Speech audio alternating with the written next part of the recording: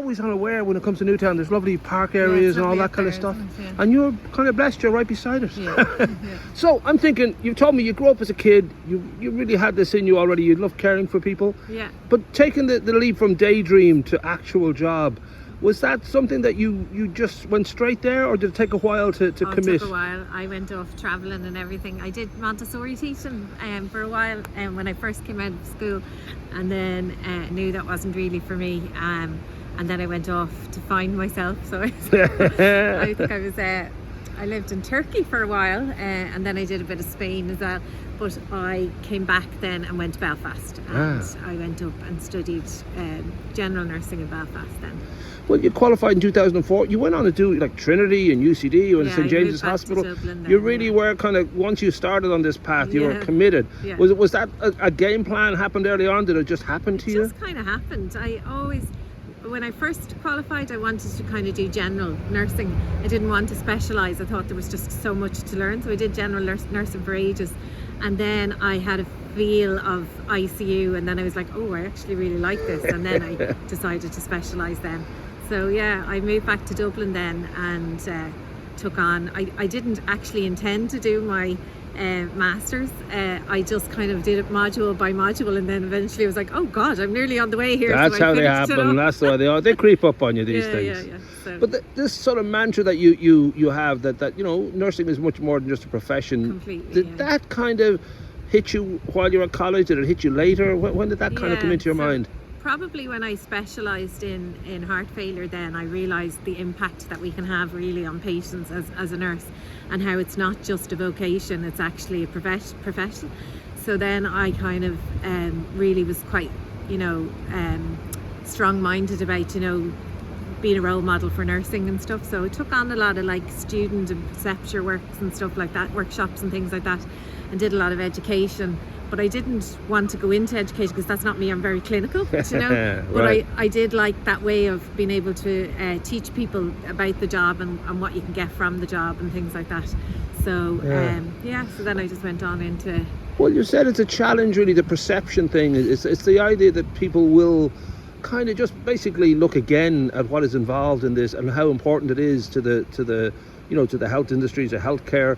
And starting this up was I guess, is really just a kind of a definite, like a flag in the ground saying, this is what I think and this is what we should all know. Well, I think if you look internationally, that is the way it's going. Nurse practitioners globally are running their own nurse-led clinics. So if you look at New Zealand, Canada, America, Australia, it's really taken off there. But Ireland are just a little bit behind. But never. And in England, actually, it's taken off. They don't have the same kind of regulations in England that what we have here. But we have a fantastic educational system, and it's very regulated and very much like a lot of international bodies look at the NMBI and how we've done it, because we've done it so well. So it's just a real starting point now, I think, for us as advanced practitioners to be clinical leaders, I suppose, and be able to do that for the nursing profession and the patients. Was it a sleepless night to make the commitment to, okay, I'm going to start up a healthcare hub and I'm going to bring together nurses in different specialities that will, basically be all in the one place that we can work together? I don't know if that was a whole kind of, weekend of thinking, should I, could I, or... It was nearly about 2 years. But it's kind of something that I've kind of visioned for the last year in particular, because I've been working a lot with the Irish Association of Advanced Nurse Practitioners. So, and because I'm at the chair in there, we're just listening to the people and how much people have to offer for healthcare. And they're unheard because they're working amongst teams, and they're not capturing their impact. And I was like, oh my God, we have to be doing something independently on our own. So if we look at like other healthcare professionals like physios, nutritionists, dietitians, they're all out on their own, psychologists, and they have their own practices, whereas nurses seem to work in teams, under teams, which is great. And there's definitely a part for it. But I think as a profession we need to kind of advance and move on, And I'm guessing other nurses must have been chuffed when you said, let's actually start our own team. We don't need to be, kind of relying on like other people just to be, valid or to have our kind of expertise involved, that we can come at this from our own point of view and our own kind of expertise. Yeah. They must have been chuffed when you sort of said, I'm going to do this, and we're actually going to set up our own hub.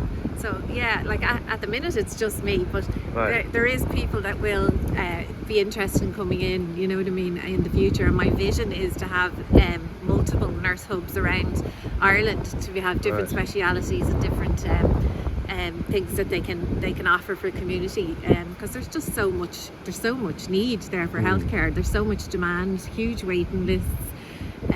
It just makes sense to me that people would just be able to use their license and to work to the top of their license and their scope of practice. It must be very exciting then, and maybe even a little bit scary to be starting on a brand new adventure, really. And it's not like there's a blueprint that somebody else did this and you know that, oh, that's how they do it.